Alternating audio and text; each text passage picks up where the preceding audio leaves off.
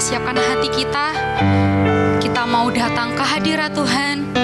Kita mau menyiapkan hati kita untuk mendengarkan kebenaran firman Tuhan. Ini kami Tuhan. Kami yakin Engkau adalah satu-satunya yang selalu setia bagi setiap kami. Terima kasih Tuhan.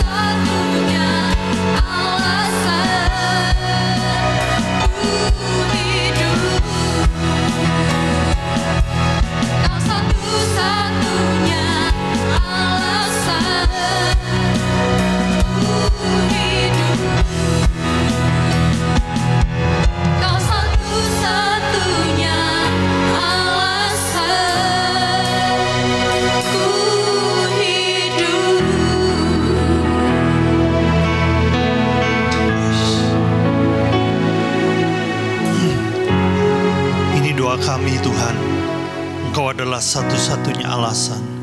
Engkau adalah tujuan dan sasaran kehidupan kami. Apa yang kami buat, apa yang kami putuskan, apa yang kami katakan di muka bumi ini hanya untuk kami bisa mencapai Engkau. Mari Tuhan, curahkan kasih karunia-Mu di tengah kami. Jamah kami oleh firman-Mu, oleh Roh Kudus-Mu, sehingga hati kami berubah. Kami menjadi seperti yang Kau mau. Ini umat-Mu, berkaryalah. Terima kasih Bapa. Di dalam nama Yesus, sama-sama kita katakan amin. Silakan duduk Bapak Ibu. Selamat pagi, shalom. Haleluya. Ya, saya beritahukan di depan saja supaya nggak terburu-buru. Nanti saudara jangan pulang terburu-buru karena ada anggota gereja kita yang berulang tahun. Mereka sudah menyediakan makanan, jadi silakan dinikmati setelah ibadah ini selesai ya. Saudara, satu ketika ada seorang pemuda bertanya kepada pendeta dari gereja di mana dia berjemaat. Dia bilang begini, Pak Pendeta, apakah Tuhan itu menciptakan nasib buruk? Saya ulangi ya, Tuhan itu apakah menciptakan nasib buruk? Pertanyaan dari pemuda ini. Terus pendeta itu berkata demikian, kenapa engkau menanyakan hal itu? Saya ini punya seorang tetangga Pak Pendeta, seorang ibu yang usianya sudah 45 tahun. Hari ini sudah 1 tahun suaminya tidak pulang. Dia punya 2 orang anak. Anaknya yang besar umurnya sudah 17 tahun. Yang besar ini sekarang terjebak dalam kehidupan narkotik. Jadi terikat dengan narkotik. Sedangkan anaknya yang kedua masih kecil, masih kelas 6 SD. Dia harus membesarkan anaknya. Sementara dia sendiri hidup tidak punya rumah dan harus bayar kontrakan. Saya melihat begitu buruk nasib ibu ini. Terus dia bertanya, apakah Tuhan menciptakan nasib buruk? Menurut saudara gimana? Saudara nggak perlu jawab ya. Apakah betul Tuhan menciptakan nasib buruk? Karena fakta yang ada di sekeliling kita, kelihatannya tidak semua orang bernasib baik. Ada orang-orang juga yang bernasib buruk di sekeliling kita. Ya, menurut saudara bagaimana? Ya, terserah ya. Saya mau bilang begini saudara. Nasib buruk itu bukan tidak ada. Ada. Tapi bukan Tuhan yang menciptakannya. Lalu mungkin saudara akan bertanya seperti ini. Loh, kalau begitu siapa yang menciptakannya? Oke, kita akan kupas ya. Rencana Tuhan dalam hidup Anda dan saya ini sesungguhnya indah. Dia sudah buat sebuah rencana bagi Anda dan saya, kehidupan yang indah. Dan ini bukan berarti bahwa dalam kehidupan, dalam rencananya kita tidak menghadapi kesukaran. Tetap ada kesukaran. Tapi kesukaran itu bukan ditujukan untuk membuat nasib Anda dan saya menjadi buruk. Saya mau memberikan sebuah analogi yang mudah dimengerti ya. Karena memang ini adalah sebuah pewahyuan yang diberikan Allah kepada Anda dan saya. Sebuah pewahyuan terdalam. Nah ini menolong kita. Allah itu sering menggambarkan siapa dia terhadap Anda dan saya. Dan dia menggambarkan dirinya sebagai apa? Pater. Dalam bahasa Yunani pater atau ayah kandung. Dia memandang kita sebagai anak-anak, sebagai putra dan putrinya. Saudara, saya punya anak 2 dan kebetulan kedua anak saya ini sudah bekerja hari ini ya. Tapi saya masih teringat bagaimana ketika mereka masih kecil, umur masih 2-3 tahun, itu di benak saya. Itu saya sudah pikirkan, kira-kira nanti masuk sekolah yang mana ya? SD yang mana ya? SMP yang mana ya? Dan saya juga merencanakan supaya mereka bisa kuliah tuntas sampai selesai. Dan akhirnya hidup mandiri penuh dengan kemenangan. Itu sudah ada di otak saya sejak mereka masih kecil. Apalagi Bapa kita di sorga, saudara. demikian juga Dia sudah merencanakan hidup Anda dan saya.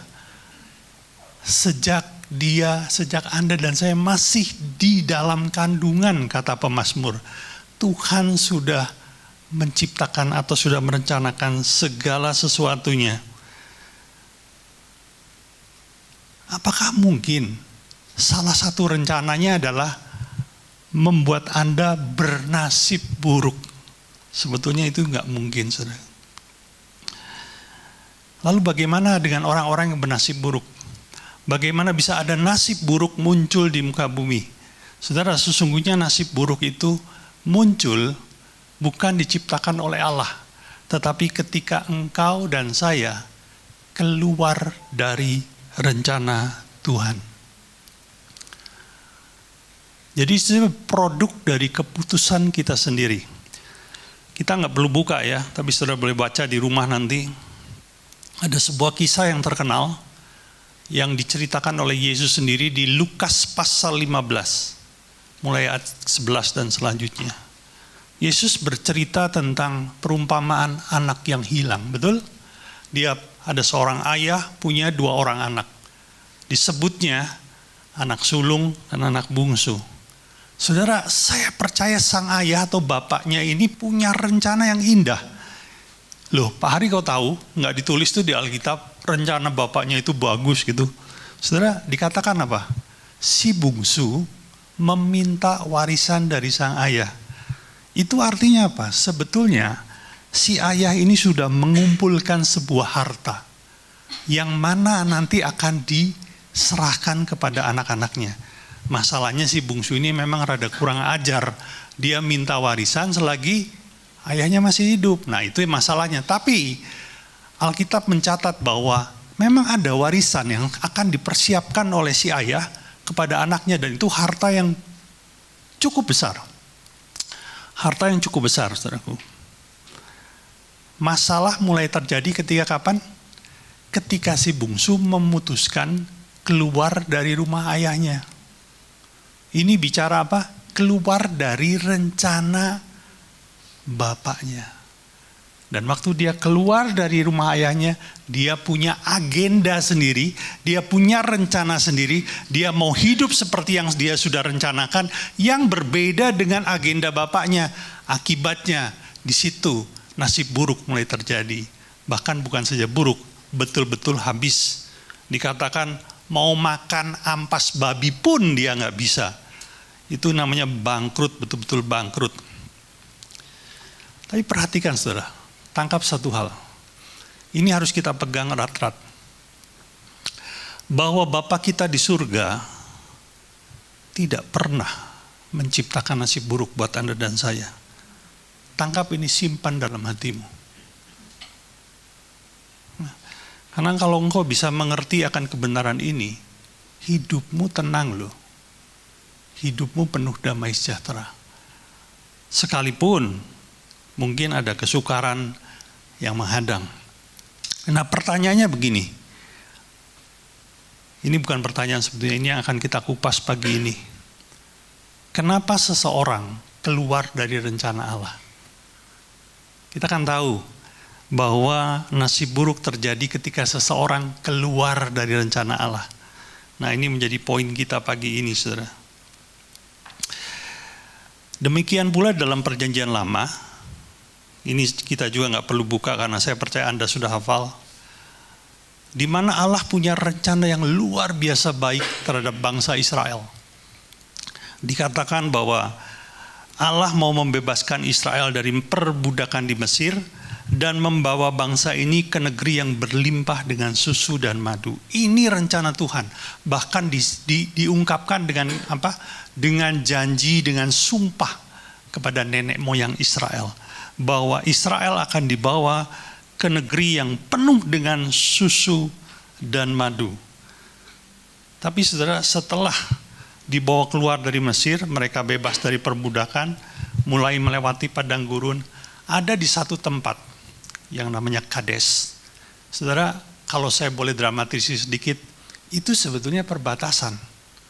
Perbatasan antara padang gurun dengan negeri yang dijanjikan Tuhan. Jadi boleh dibilang gini, kurang satu langkah mereka sudah masuk ke negeri perjanjian itu. Hanya kurang satu langkah mereka masuk.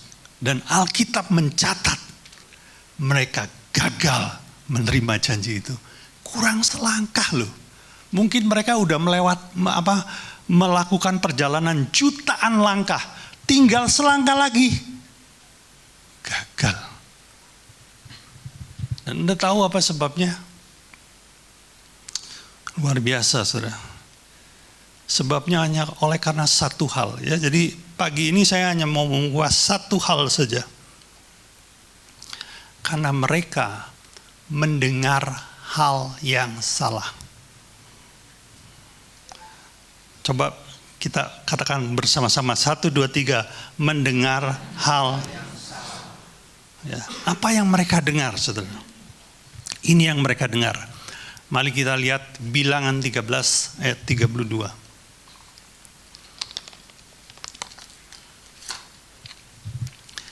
Kita tahu Musa diminta mengutus 12 mata-mata untuk masuk ke Kanaan dan melihat kondisi negeri itu sesungguhnya seperti apa.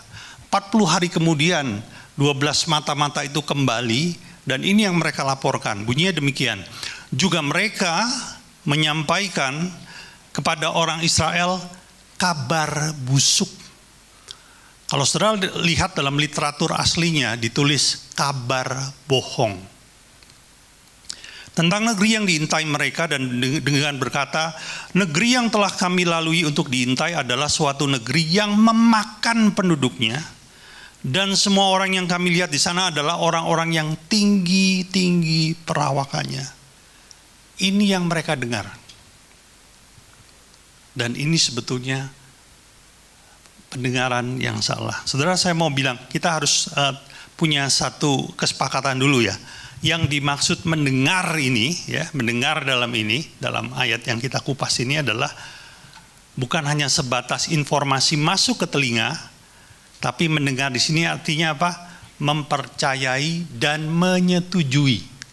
Jadi masuk ke telinga, dipercayai dan disetujui. Ini yang dimaksud mendengar. Dan bangsa Israel mendengar ini.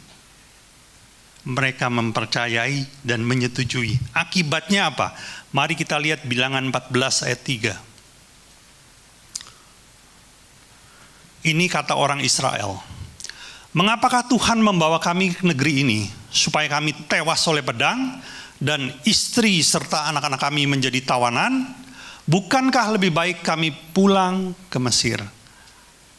Akibat dari mendengar hal yang salah, Israel membuat keputusan, aku nggak mau masuk, kurang satu langkah loh, aku nggak mau masuk, kita pulang aja ke Mesir. Ngapain kita mau bunuh diri ke tempat itu? Pulang aja. Saudara, mendengar hal yang salah itu kelihatannya sepele ya, tapi dampaknya luar biasa. Sayangnya ini diulang-ulang oleh banyak tokoh Alkitab dari perjanjian lama sampai perjanjian baru, bahkan sampai hari ini. Dahsyat nggak? Sebuah kesalahan yang sudah diperingatkan Tuhan sampai dicatat dalam Alkitab supaya kita bisa belajar untuk tidak mengulanginya lagi. Ini diulang-ulang terus sampai zaman kita hidup hari ini. Bayangkan. Saudara, kalau ingat, Adam dan Hawa itu terusir dari Taman Eden. Gara-gara apa? Gara-gara mendengar hal yang salah. Yang dikatakan siapa? Ular. Kalau engkau makan buah ini, engkau akan menjadi seperti Allah. Dan Hawa mendengar, mempercayai, menyetujui. Dia ambil, dia makan. Akibatnya apa? Kita kehilangan Taman Eden. Loh, mungkin saja loh, kalau Hawa waktu itu menolak untuk mendengar, hari ini kita bisa merasakan Taman Eden. Gara-gara hal itu. Gara-gara Rehabeam, masih ingat Rehabeam? Rehabeam ini anaknya Raja Salomo, raja terhebat, raja terkaya, raja yang paling bijaksana yang pernah hidup di muka bumi. Anaknya Rehabeam, ini dia wariskan sebuah kerajaan kepada Rehabeam. Gara-gara si Rehabeam salah mendengar. Dia mendengarkan nasihat dari teman-temannya. Akibatnya apa? Kerajaan Israel robek jadi dua. Dan dia kehilangan 10 suku. Dia hanya bisa menjadi raja atas 2 suku. Jadi pesan Tuhan pagi ini adalah jangan dengarkan. Oke, coba katakan kepada kiri kananmu, jangan dengarkan. Atau jangan hiraukan. Haleluya. Nah pertanyaannya, apa yang tidak boleh kita dengar? Ada 5 hal yang tidak boleh kita dengar. Cuman hari ini kita akan mengupas 2 saja. Mungkin yang 3 pada pertemuan berikutnya ya. 1. Hal pertama yang tidak boleh kita dengar, bukan kita enggak, maksudnya tidak kita dengar itu tidak kita percayai, tidak kita setujui. Amin ya. Ini juga saya cerita saja karena saya percaya Bapak Ibu sudah hafal. Ada seorang kepala rumah ibadat yang bernama Yairus. Kalau Bapak mau cari nanti di rumah ada di Markus pasal 5. Nah Yairus ini punya seorang anak perempuan. Namun satu ketika anak perempuannya sakit parah. Dikatakan hampir mati. Tapi Yairus ini punya iman bahwa Yesus bisa sembuhkan anaknya. Oleh karena itu Yairus mencari Yesus dan akhirnya menemukannya. Lalu dia memohon kepada Yesus, Yesus datang dong ke rumah saya. Anak saya sakit. Letakkan tanganmu atas anak saya pasti sembuh. Datang dong. Dan respon Yesus apa? Dia menyetujui.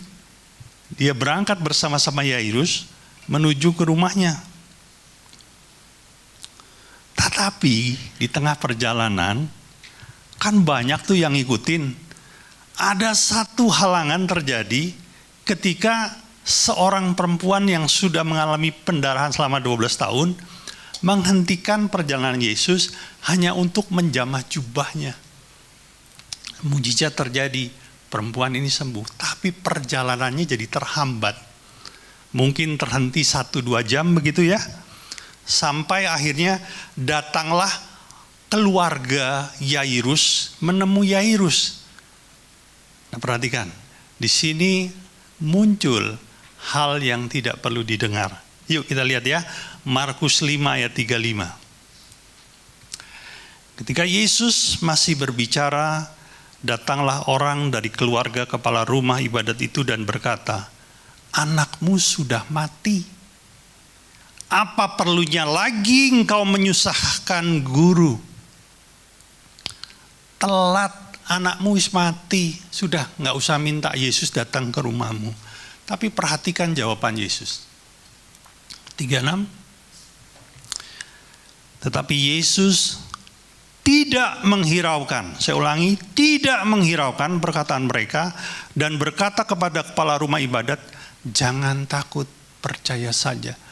Kalau saya buat lebih sederhana, Yesus mau bilang begini, jangan dengarkan mereka. Jangan takut, percaya saja. Ini yang Yesus buat. Ada hal-hal dalam kehidupan ini yang tidak perlu kita dengar. Saudara, kita nih hidup, maaf ya, saya bilang di tengah kebisingan. Ada orang di sekeliling kita punya pendapat A, punya pendapat B, punya pendapat C, D. Apalagi kita hidup di tengah dunia digital, internet. Itu yang namanya netizen aja punya berbagai ragam pendapat. Kalau Anda hidup atas penilaian mereka, saya jamin hidupmu akan berantakan. Ada hal-hal yang tidak perlu engkau dengar. Apalagi kalau engkau mau hidup dalam rencana Allah. Hal yang pertama yang tidak boleh engkau dengar adalah perkataan yang melemahkan iman. Amin. Saya mau tunjukkan sebuah foto kepada Bapak Ibu. Yohanes 1.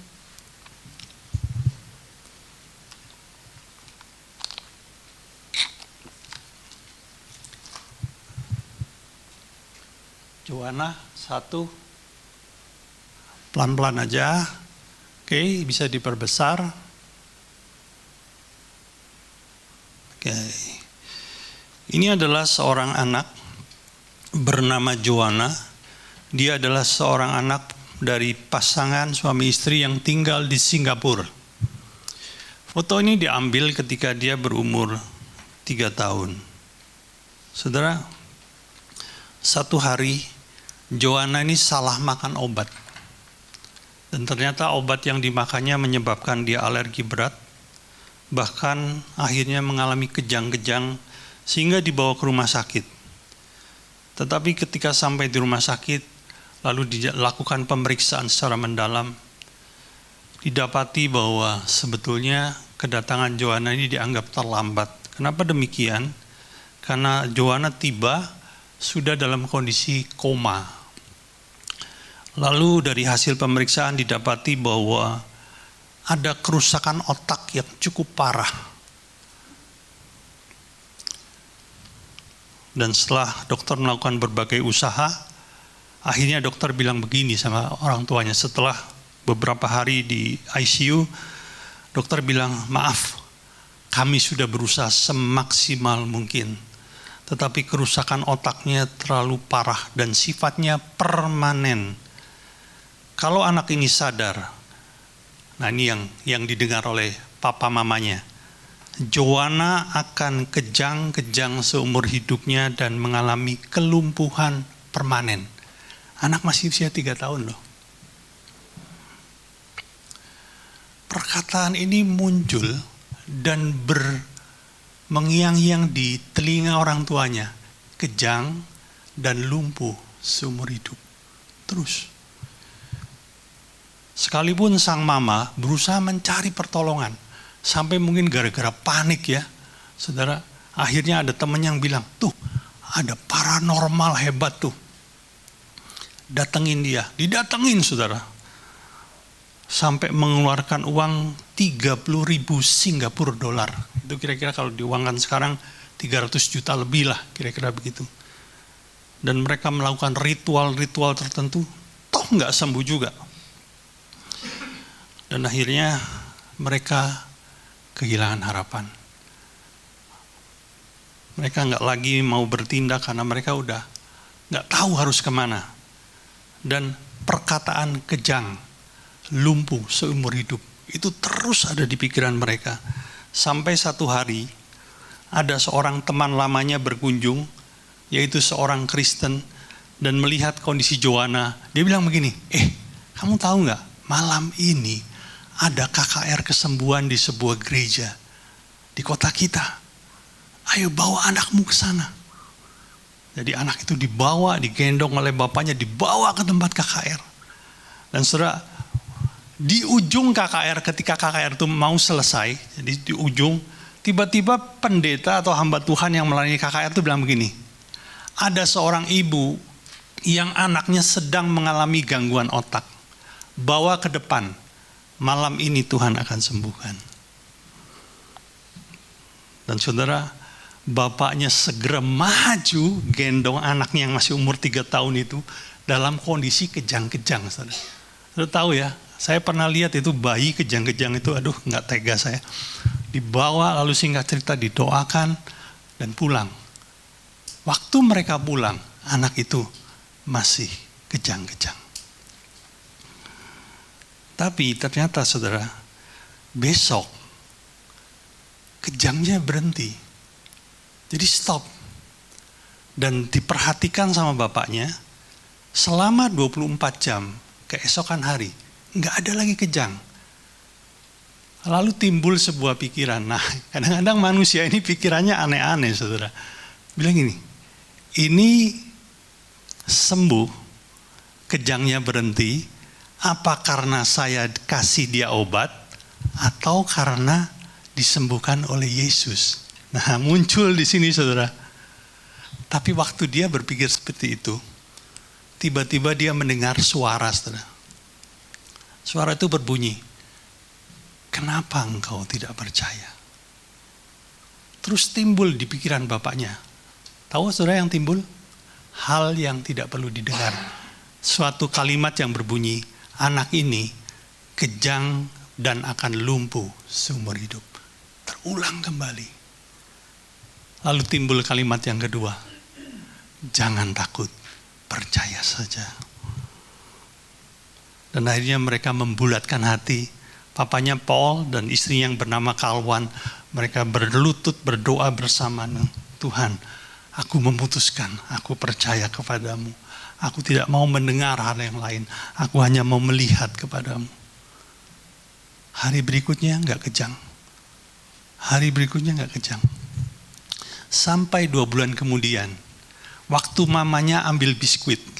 Saudara, saya lupa bilang bahwa anak ini sudah bisa berbicara, tapi sejak dia koma, dia jadi bisu, nggak bisa ngomong. Tapi 2 bulan kemudian mamanya lagi ambil biskuit, buka kaleng biskuit, tiba-tiba dia mendengar suara anaknya bilang begini, Mama, aku minta biskuit 1.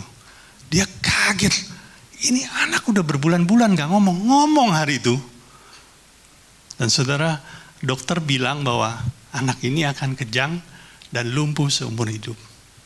Hari ini, yuk kita lihat foto yang kedua.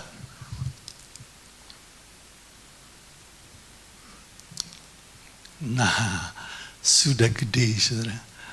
Anak 3 tahun itu sekarang umurnya sudah hampir 16 tahun. Sehat, sempurna, tidak ada cacat. Seorang hamba Tuhan bilang begini, iblis itu sesungguhnya tidak punya kuasa atas hidupmu.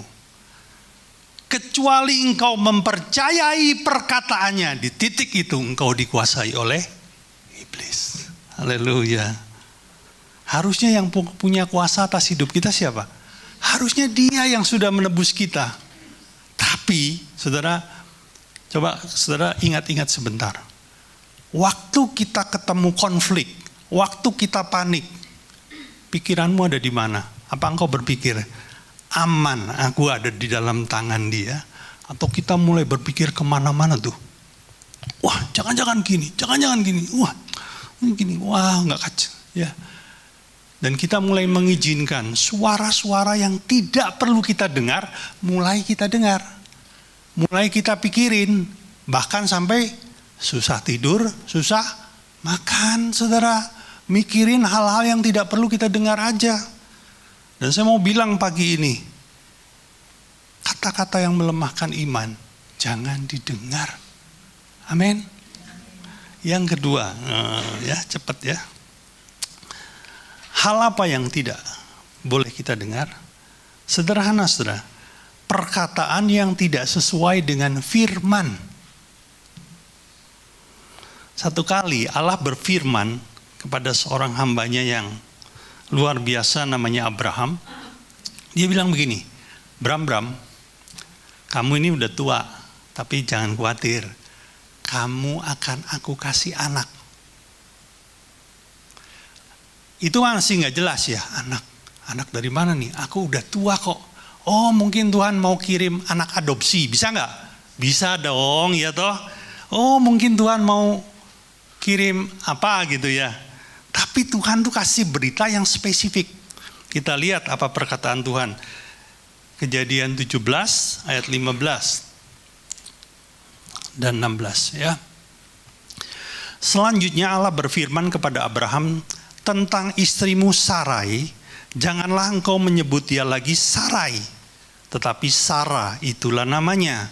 16, aku akan memberkati siapa? Sarai, dan daripadanya juga aku akan memberikan kepadamu seorang anak laki-laki. Jadi ini udah jelas nih, anaknya dari siapa? Dari Sarah. Anaknya dari Sarah, bukan anak adopsi, bukan anak orang lain, enggak, anak kandung. Dan ini pesan firman ini diulang beberapa kali kepada Abraham. Udah jelas banget. Tapi waktu Sarah semakin tua, usianya sudah di atas 80, sudah mati haid, imannya goyah, saudaraku. Lalu dia mengucapkan sesuatu kepada suaminya, yaitu hal yang tidak boleh didengar oleh suaminya. Apa yang diucapkan? Kita lihat ya, Kejadian 16 ayat 2. Berkatalah Sarai kepada Abraham, engkau tahu Tuhan tidak memberi aku melahirkan anak. Karena itu baiklah, hampiri hambaku itu, mungkin oleh dialah aku dapat memperoleh anak. Dan Abraham mendengarkan. Kata mendengarkan di sini bukan didengar doang, saudara, tapi dipercaya, disetujui, dilakukan. Akibatnya hambanya dia yang bernama Hagar hamil, dan lahirlah seorang putra yang namanya Ismail. Padahal yang dimaksud Tuhan adalah Ishak, bukan Ismail. Gara-gara ini loh, gara-gara salah dengar, keributan yang sudah terjadi ribuan tahun yang lalu sampai hari ini gak beres-beres. Yang namanya keturunan Ismail sama keturunan Ishak gak pernah akur, ribut terus. Salah satunya siapa? Itu sampai hari ini Israel sama Palestina perang gak berhenti-berhenti. Betul kan? Keturunan Ishak sama Israel sama Ismail gak akur, ribut terus. Gara-gara apa? Mendengar hal yang salah. Dan hal yang salah di sini adalah perkataan yang tidak sesuai dengan firman. Firmannya udah jelas, anakmu Sarah, tapi yang muncul anaknya Hagar gitu loh. Ibu-ibu, saya mau kasih tahu ya. Halo, ibu-ibu. Ya, gitu loh dijawab. Suaramu ini punya pengaruh besar terhadap suamimu. Jadi bijaksanalah dalam berkata-kata. Saya mau bilang ya, ini baju yang saya pakai ini gara-gara perkataan istri saya. Tadi pagi saya habis mandi, saya udah keluarin tuh baju batik. Bukan yang ini, saudara. Pak, yang ini kurang bagus, ganti yang ini dong. Akhirnya daripada ribut, saudara, saya ambil nih, saya pakai. Artinya apa? Perkataan istri itu mempengaruhi kehidupan suami. Di Jakarta itu ada seorang bapak yang sabar, saudaraku. Tapi satu hari dia bisa pukul-pukulan sama mantan sahabatnya. Kayak anak kecil, saudara. Ini pukul-pukulan beneran, berantem, gebuk-gebukan. Saya gila nih. Dan ketika dikorek-korek, kenapa bisa terjadi? Karena apa? Perkataan istrinya. Gini. Dia bilang gini istrinya, Papa itu diutangin dia, kok gak dibayar-bayar sih Pak? Gitu. Terus papanya bilang gini jawabnya, udahlah itu kan teman lama kita, mungkin sekarang dia gak punya duit, udahlah gitu. Terus istrinya bilang, Pak yang benar aja, ini udah kesekian kalinya loh dia utang. Papa ini sebetulnya gak dihormati sama dia. Mulai muncul tuh, gak dihormati. Iya Papa ini lembek. Gitu tuh diam aja, lawan dong. Lama-lama bapaknya panas, saudara. Didatengin, udah pulang didatengin lagi rumahnya, ribut sampai gebuk-gebukan. Gara-gara siapa? Nggak ada istri di sini, ini istri di Jakarta, saudara ya. Tapi bisa seperti ini. Bayangkan kalau ada istrimu berkata, Pak, kita sudah kawin 10 tahun, Pak. Belum punya anak, lebih baik engkau hampiri pembantu kita, Pak. Gimana tuh suaminya? Pas pembantunya cakep lagi. Makasih, Ma. Makasih, Mama, penuh pengertian.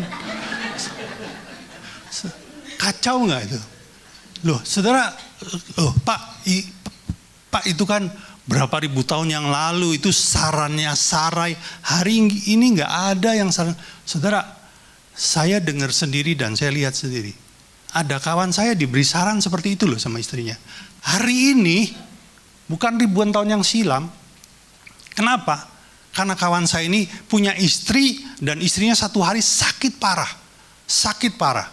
Sampai maaf ya, dalam tanda petik, dia ini tidak bisa melayani secara hubungan intim kepada suaminya. Gitu, sakit parah gitu. Terus dia bilang, Pak, udahlah Pak, aku kasih engkau izin, cari orang istri lain.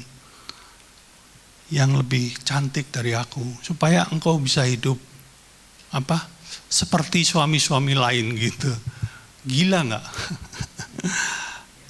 Padahal siapa tahu toh Tuhan bisa sembuhkan dia, ya. Itu James ketawa tuh. Saya mau Pak punya istri kayak gitu Pak. Bagus ya. Haleluya. Bertobat kau James. Jangan dengarkan perkataan yang tidak sesuai dengan firman. Haleluya. Saya tutup dengan sebuah kesaksian ya. Saudara, ini dialami oleh seorang rekan gembala saya yang tinggal di Tangerang. Dia menggembalakan sebuah gereja. Nah, satu kali salah satu jemaatnya yang adalah seorang ibu berusia 45 tahun bilang, Pak Gembala, saya mau cerai sama suami saya. Loh, kamu udah menikah sekian lama masa mau cerai? Yang bener dong, coba dipikir ulang. Kamu udah menikah berapa lama? 25 tahun. Iya, tetap Pak, saya mau cerai. Terus akhirnya dia bilang, kenapa kamu mau cerai? Iya, suami saya selingkuh Pak. Ya, selingkuh suami saya. Udah saya nggak bisa mengampuni. Ampunilah. Terus akhirnya sama gembalanya coba dilembutkan hatinya. Tapi dia tetap keras. Terus akhirnya dia ngaku, Pak, tahu nggak Bapak, kenapa saya nggak mau ngampunin dia? Ini selingkuh yang kedua kali Pak. Udah yang pertama saya ampuni. Dulu 11 tahun yang lalu dia pernah selingkuh. Waktu itu anak saya masih kecil-kecil. Saya lihat anak saya ampuni, saya nggak mau cerai. Hari ini anak saya udah gede-gede Pak, sudah berkeluarga semua. Dia lakukan lagi, dia bilang gitu. Hari ini bahkan anak saya yang paling tua, yang sudah punya istri, dia bilang gini, Pak, Mah, cerain aja Mah. Udah, daripada Mama sakit hati seumur hidup, putusin aja. Akhirnya si pendeta bilang begini, coba kasih kesempatan sekali aja, bawa suamimu ke tempat saya, kita ngobrol bertiga. Dan akhirnya dia ngobrol panjang, entah bagaimana. Terus si istri bilang, saya pikir-pikir dulu. Aduh, kan kalau persidangan ada ya, pikir-pikir dulu gitu ya. Jadi dia belum masukkan gugatan, pikir-pikir dulu. Tapi ternyata dia bilang, iya juga ya, benar kata pendeta saya ya. Kamu mau nurutin Tuhan, apa nurutin egomu? Kamu mau menyenangkan Tuhan, apa mau menyenangkan egomu, kata dia. Dan akhirnya dia putuskan, udahlah, coba kita lihat perkembangannya. Terus kan suaminya bilang gini, Pak Pendeta, kali ini saya sungguh-sungguh bertobat. Sungguh-sungguh bertobat. Dalam hati istrinya, gombal katanya gitu. Soalnya udah 2 kali saudara. Terus si Pak Pendeta bilang, udah dah, ini suamimu mau bertobat, kasih dah kesempatan, tolong kasih kesempatan. Dan saudara akhirnya dibiarkan begitu saja, tidak dimasukkan gugatan. 2 tahun kemudian ketemu tuh. Jadi ibu ini datang ke pendeta yang sama, dia bilang, aduh Pak Pendeta, saya mau mengucapkan terima kasih. Oh, kenapa memang? Iya, dulu kan Pak Pendeta yang mencegah kami bercerai. Sekarang Pak, suami saya tiap minggu ke gereja. Hari Rabu ikut doa malam. Kalau saya mau kelas PA diantar Pak. Tahu nggak Pak, kita kalau ke mall digandeng terus sama dia. Diranjang, saya dipeluk terus. Kan suaminya itu kan direktur saudara. Dan sekarang Pak, gajinya tambah gede, rugi saya kalau cerai sama dia. Saudara, ya maaf ya. Perkataan yang tidak sesuai firman, itu patut kita tolak. Saya menjamin, dalam perjalanan hidup kita, ada banyak perkataan-perkataan yang tidak sesuai firman. Masuk dalam hidup. Dan kita harus dengan tegas berkata, no. Boleh masuk, tapi tidak kita percayai, dan tidak kita setujui. Amin. Dan kalau engkau melakukan hal itu, saya jamin engkau tidak akan keluar dari rencana Allah. Jide?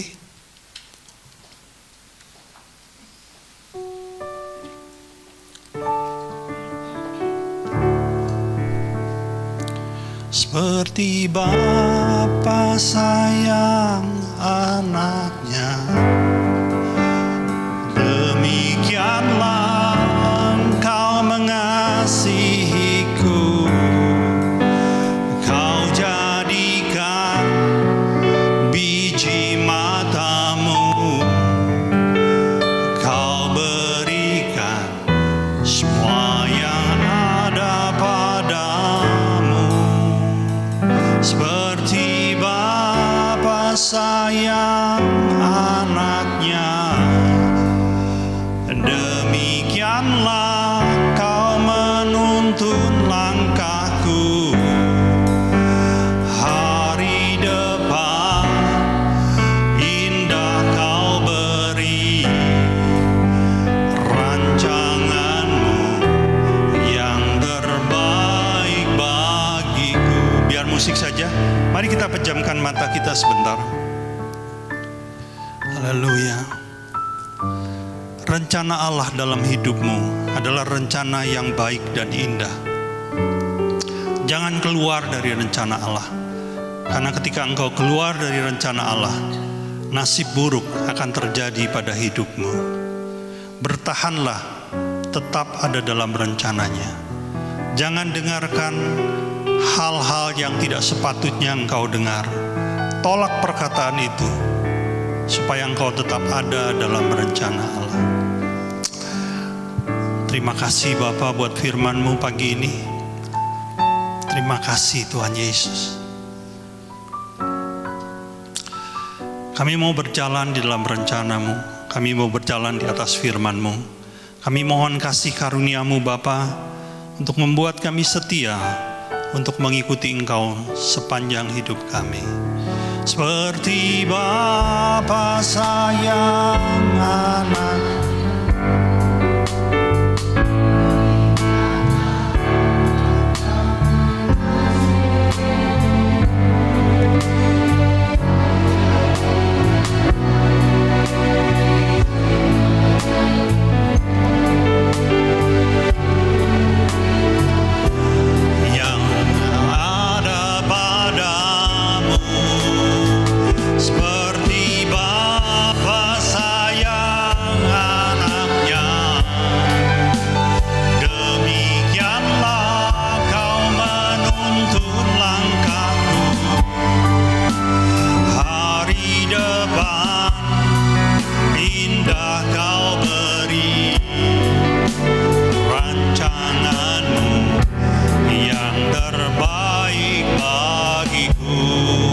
musik saja.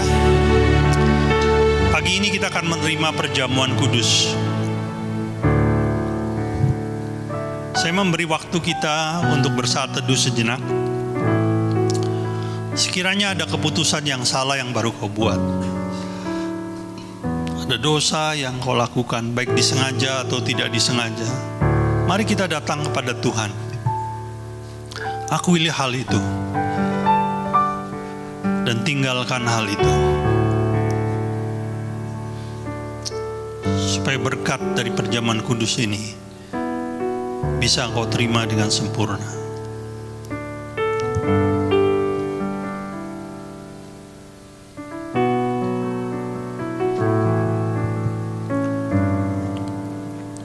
Terima kasih Tuhan. Saya mohon bantuan dari para pelayan Tuhan untuk membagikan anggur dan roti.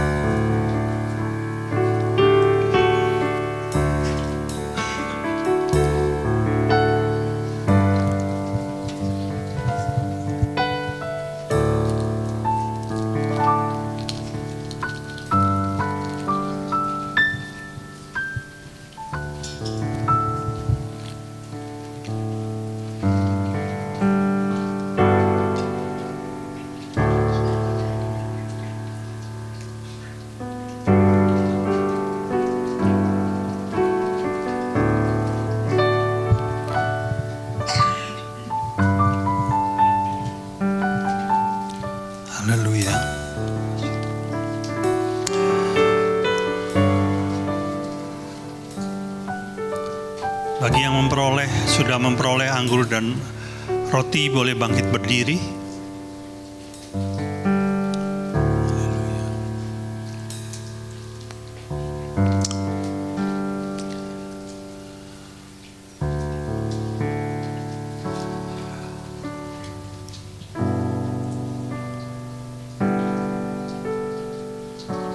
Sudah semuanya?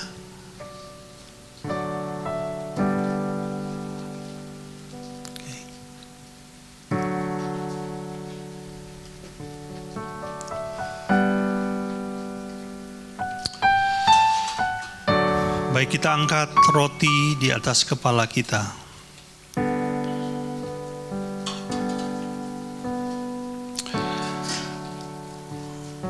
Sebab apa yang telah kuteruskan kepadamu telah aku terima dari Tuhan, yaitu bahwa Tuhan Yesus pada malam waktu ia diserahkan, mengambil roti dan sudah itu ia mengucap syukur atasnya. Ia memecah-mecahnya dan berkata, "Inilah tubuhku yang diserahkan bagi kamu. Perbuatlah ini menjadi peringatan akan aku." Jemaat yang dikasihi Tuhan, bukankah roti yang kita pecah-pecahkan ini adalah persekutuan kita dengan tubuh Kristus? Mari kita makan dalam namanya.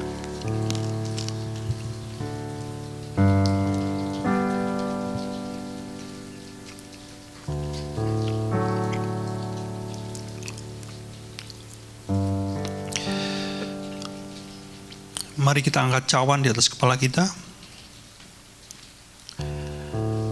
Demikian juga ia mengambil cawan sudah makan lalu berkata, "Cawan ini adalah cawan perjanjian baru yang dimeteraikan oleh darahku. Perbuatlah ini setiap kali engkau meminumnya menjadi peringatan akan aku." Bukankah cawan pengucapan syukur yang atasnya kita ucapkan syukur adalah persekutuan kita dengan darah Kristus? Mari kita minum dalam namanya.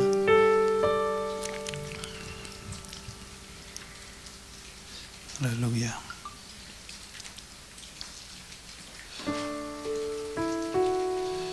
Seperti Bapa sayang anaknya, demikianlah engkau mengasihiku. Kau jadikan biji matamu, kau berikan semua yang ada padamu. Seperti Bapa sayang anaknya, demikianlah kau menuntun langkahku. Hari depan indah kau beri, rancanganmu yang terbaik bagiku. Hari depan indah kau beri, rancanganmu yang terbaik bagi hari depan.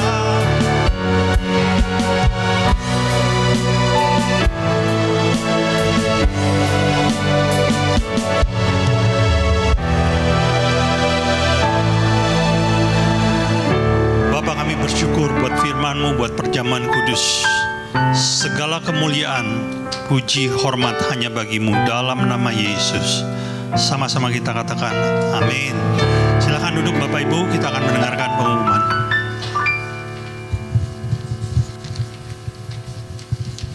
Shalom Bapak Ibu, selamat pagi. Saya akan membacakan pengumuman. Bagi saudara yang ingin memberikan persembahan, bisa mengambil amplop yang ada di depan saudara. Tadi masukkan ke dalam kotak amplop persembahan yang ada di pintu keluar setelah ibadah ini selesai. Ibadah online dapat diakses dan linknya akan diinformasikan di grup WA gereja sekitar jam 1 siang.